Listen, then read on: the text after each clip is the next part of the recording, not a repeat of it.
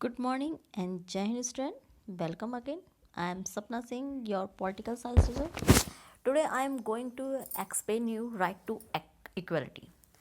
जैसा कि आप सब के सब ह्यूमैनिटीज़ के स्टूडेंट्स हैं, ह्यूमैनिटीज़ आपने लिया है और इसके पीछे सबका कहीं ना कहीं एक ही एम होगा, या तो सिविल सर्विसेज में जाना या फिर लॉ की लाइन में जाना। वैसे तो हर आप जितनी भी हमारी पब्लिक है, जितने भी सिटीज़न हैं, उन सबको अपने फंडामेंटल राइट्स की नॉलेज होना ज़रूरी है। लेकिन एक ह्यूमैनिटीज़ के स्टूडेंट्स और लॉ के स्टूडेंट्स के लिए इसकी नॉलेज होना बहुत ज़रूरी है। और नॉलेज ओनली ये नहीं कि हमारे 6 फंडामेंटल राइट्स है, ये कि कौन से आर्टिकल में कौन सा राइट दिया गया है और उसको फुल उसकी इन्फॉर्मेशन होना बहुत ज़रूरी है। तो सबसे पहले आज हम बात करते हैं राइट टू इक्वलिटी की। जैसा कि हम सब जानते हैं, इंडियन कॉन्स्टिट्यूशन ने हमें 6 फंडामेंटल राइट्स दिए हैं। Firstly right to equality. Right to equality article 14 to 18 explain किया गया है। And right to freedom article 19 to 22।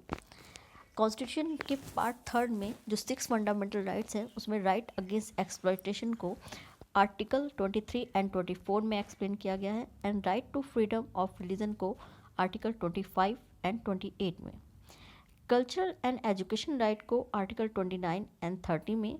And right to constitutional remedies को आर्टिकल 32 में। इंडियन कॉन्स्टिट्यूशन जब बना था उस टाइम में 7 फंडामेंटल राइट्स थे, बट बाद में इसमें से जो 6 नंबर का फंडामेंटल राइट्स था, right to property,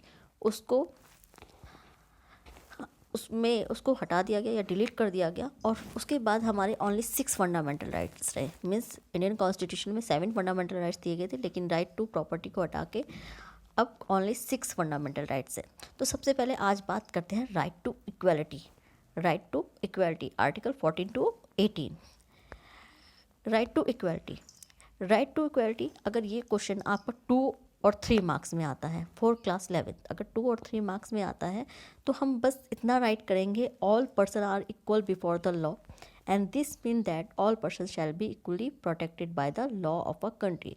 means law के लिए सभी लोग इक्वल हैं, किसी को भी डिस्क्रिमिनेट नहीं किया जाएगा।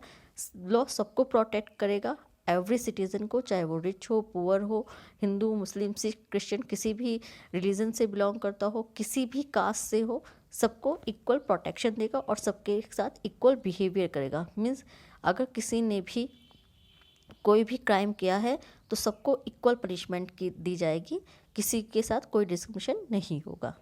Secondly, it also states that no citizen can be discriminated against on the basis of their religion, caste और gender। और किसी को भी किसी भी बेस पे डिस्क्रिमिनेट नहीं किया जाएगा उसकी कास्ट और रिलीजन और जेंडर के बेस के। And every person has access to all public places including playgrounds, hotels, shops etcetera. और सभी को हर जगह जाने की पूरी परमिशन होगी, मीन्स अनुमति होगी, चाहे वो किसी भी कास्ट से हो, रिलीजन से हो, किसी भी रीजन से बिलोंग करता हो। The state can not discriminate against any one in matter of employment, but there are exception to this that you will read about later in this book. किसी को भी कोई डिस्क्रिमिनेशन नहीं होगा। The practice of untouchability has also been abolished. Means जो भी किसी को अगर अनटचेबल, कोई भी छुआछूत किसी का भी होगा, उसके साथ किसी के साथ छुआछूत का बिहेवियर नहीं होगा। अगर ऐसा किया जाता है तो वो पनिशेबल होगा, उसको पनिशमेंट दी जाएगी, कोर्ट उसको पनिश करेगा या उसको फाइन लगाएगा। Next, right to equality. अब डिटेल में इसके बारे में जानते हैं। Right to equality is listed under article 14 to 18 of the Indian constitution and right to equality falls under the category of fundamental rights. अगर ये आप क्वेश्चन आपका 5 और 6 मार्क्स में आता है, मीन्स लॉन्ग क्वेश्चन में, तब आप इसको इस तरह एक्सप्लेन करेंगे। फर्स्टली इंट्रोडक्शन राइट करेंगे। Secondly article 14। Article 14 it is the care article under right to equality and it is the core article under right to equality, and article 14 state that the state shall not deny to any person equally before the law or the equal protection of law within the territory of India. No man is above the law। Means जैसा मैंने अभी आपको बताया, सबके लिए equal protection दी जाएगी, law के लिए सब इक्वल होंगे, किसी के को भी किसी बेस पे डिस्क्रिमिनेशन नहीं किया जाएगा। Now, Article 15, no discrimination on the ground of the religion, race, caste, sex, etc. The state shall not discriminate against any citizen on such grounds, prohibits citizen as well as state to make such as discrimination with the regard to access shop, hotels, etc. Empower the state to make special provision for protection of women and children, and enables the state to make special provision for the protection of interests of backward classes, and this is no exception of Article 15. Means जित किसी को भी किसी base पे नहीं discriminate किया जाएगा, उसके कास्ट, रिलीजन और रीजन के बेस पे सबके साथ इक्वल बिहेवियर होगा, सबको हर जगह जाने की परमिशन होगी। अगर किसी को भी किसी होटल या शॉप पे जाने से मना किया जाता है तो वो इसके अगेंस्ट में कोर्ट में रिट डाल सकता है। इसकी बात हम 6 फंडामेंटल राइट में करेंगे अपने। And empowers of the state to make special provision to protection women and children. Women and children को हमारा कॉन्स्टिट्यूशन स्पेशल प्रोटेक्शन देगा। प्रोटेक्शन मीन्स उनके लिए स्पेशल प्रोविजंस होंगे, स्पेशल उनके लिए लॉ होगा उनके डेवलपमेंट के लिए। Enable the state make special provision of the protection of interest of backward classes, same as ऐसी जो बैकवर्ड क्लासेस होंगी उनके लिए भी होगा।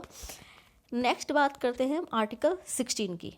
Article 16, it guarantees the equally opportunity in public employment for all citizen and says that no citizen shall be discriminated on the basis of race, caste, creed, etc. in public employment, and it does not prevent the state from prescribing necessary qualification. Means कोई भी अगर government job निकलती है या तो उसमें कोई इस तरह की नहीं होगा कि वो किसी स्पेशल कास्ट या रिलीजन के लिए होगी, सभी के लिए इक्वली उसमें अपॉर्चुनिटी दी जाएगी और सबके लिए इक्वल प्रोविजंस होंगे। And now article 17, abolish untouchability and forbids in the practice in any form. जैसे मैंने भी स्टार्टिंग में बताया, अगर कोई छुआछूत जैसा कोई बिहेवियर करता है तो वो पनिशेबल होगा और छुआछूत एक कानूनन अपराध माना जाएगा कानूनन अपराध है। अगर कोई ऐसा करता है तो वो पनिश करा जाएगा। एट लास्ट हम बात करते हैं article 18, prohibits the state to confer titles on anybody whether citizen or a non citizen. Military and academic distinction are however explained. Means कोई स्पेशल टाइटल नहीं लगाएगा अपने नेम के आगे। केवल एग्जांपल ले लेते हैं, जैसे सचिन तेंदुलकर को पद्मश्री मिला है तो वो अपने नेम के आगे पद्मश्री सचिन तेंदुलकर ऐसे नहीं लिख सकते। अगर ऐसा करेंगे तो ये लॉ के अगेंस्ट होगा, मीन्स कानूनन अपराध, गैर कानूनी होगा। केवल टाइटल का यूज़ वही लोग करेंगे जिससे कॉन्स्टिट्यूशन ने मीन्स गवर्नमेंट ने जिसको टाइटल प्रोवाइड कराया, लाइक लेफ्टिनेंट जनरल, जैसे हम देखते हैं मिलिट्री में लेफ्टिनेंट जनरल इस तरह के, या स्कूल में जो प्रिंसिपल होती है या प्राइम मिनिस्टर, तो उनको वो टाइटल जो गवर्नमेंट प्रोवाइड करा है वही यूज़ करते हैं। अगर कोई नहीं यूज़ करेगा, अदर कोई भी इस ऐसे टाइटल यूज़ नहीं कर सकता, वो लॉ के अगेंस्ट होगा। Now thank you student, in next video we discuss next fundamental right to freedom. Thank you. Jai.